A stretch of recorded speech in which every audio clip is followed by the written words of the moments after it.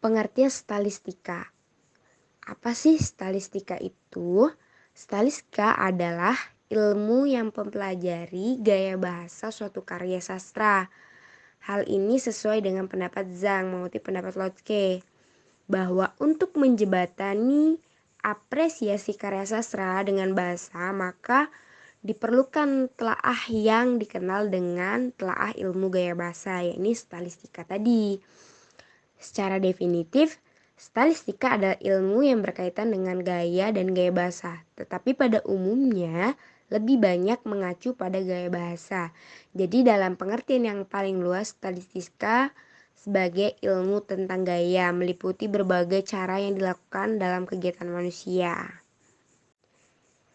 Istilah stalistika diserap dari bahasa Inggris stylistic yang diturunkan dari kata style yang berarti gaya.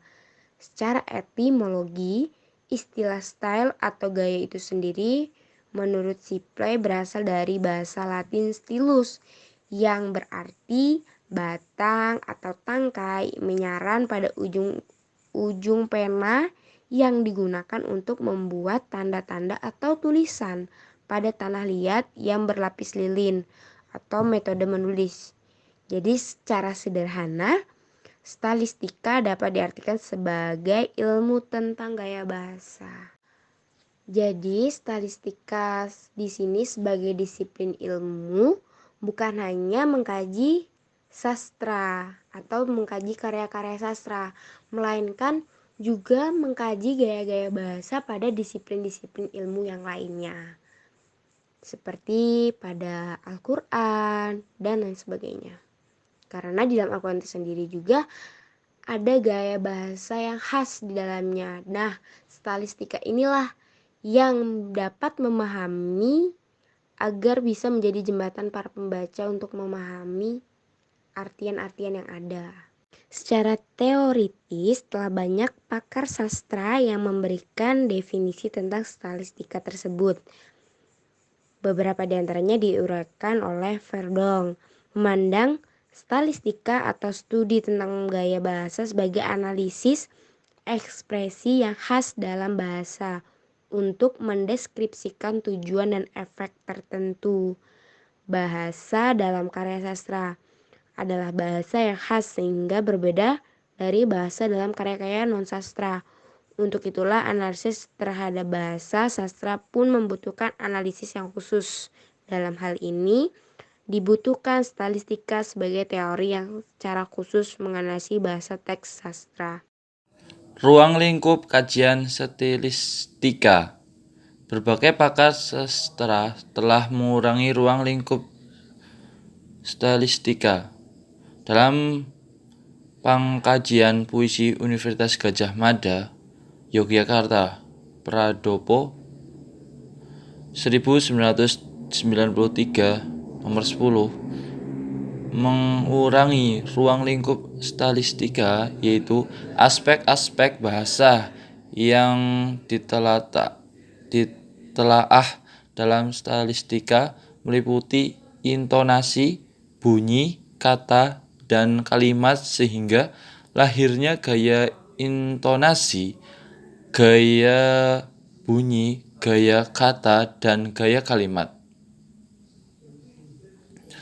Dalam Bunga Rampai Stalistika Sujiman 1993 nomor 13-14 menguraikan pusat perhatian stalistika adalah stali, yaitu cara yang digunakan pembicara atau penulis untuk menyatakan maksud dengan menggunakan bahasa sebagai sarana.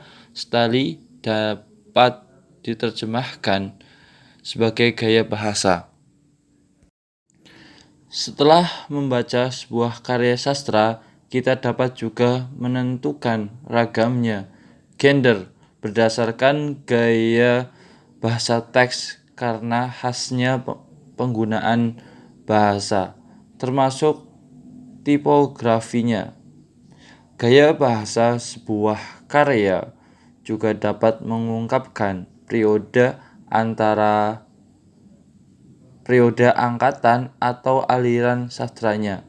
Misalnya, kita dapat mengenal gaya sebuah karya sebagai gaya egaliter atau gaya ragam. Kita mengenal gaya realisme dalam karya yang lain, gaya aliran.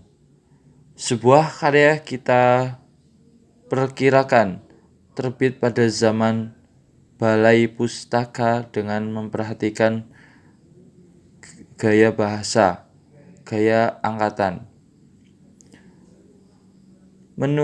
Menentukan gaya khas seseorang pengarang sastrawan, kita seharusnya membaca dan menelaah penggunaan bahasa dalam sebuah karyanya.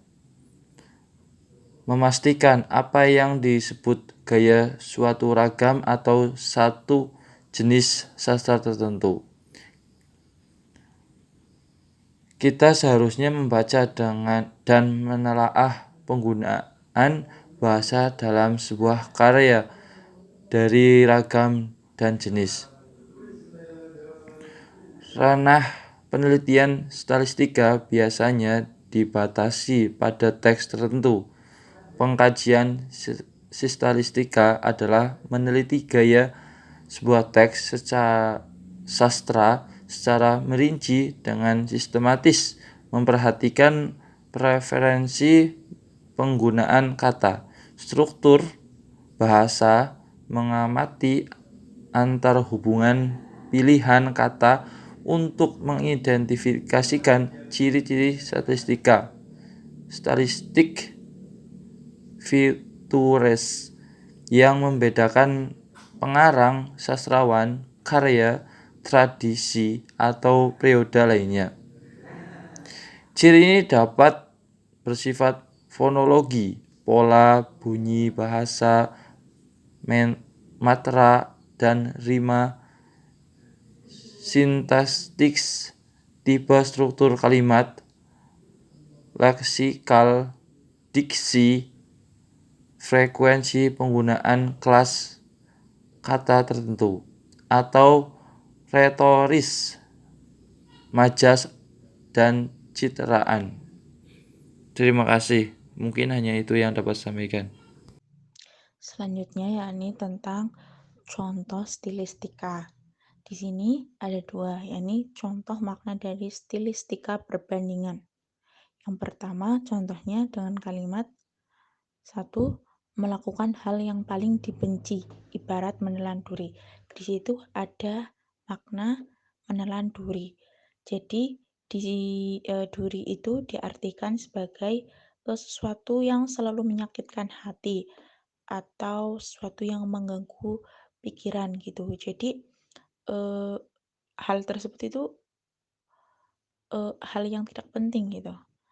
Lalu untuk yang kedua itu jangan seperti kacang lupa kulitnya. Kita harus selalu berterima kasih kepada siapapun yang berbuat baik kepada kita. Jadi di situ ada makna kacang lupa pada kulitnya, yakni melainkan dia memiliki sifat yang tidak tahu diri. Yang ketiga, watak dari sifat kedua kakak beradik itu bagaikan bumi dan langit.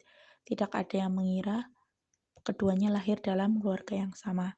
Jadi bagaikan bumi dan langit itu adalah merupakan suatu persifatan watak yang berbeda. Misalkan yang satu baik, yang satu buruk, atau yang satu baik, yang satu lebih baik.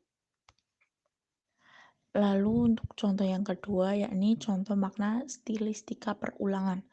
Yang pertama, selalu saja aku dan aku yang disalahkan atas semua perkara yang muncul di rumah ini. Di situ ada kata aku yang diulang-ulang terus-menerus selama 3 kali. Lalu yang kedua, yang kita harus lakukan adalah terus mencoba, mencoba, dan mencoba hingga semuanya berhasil.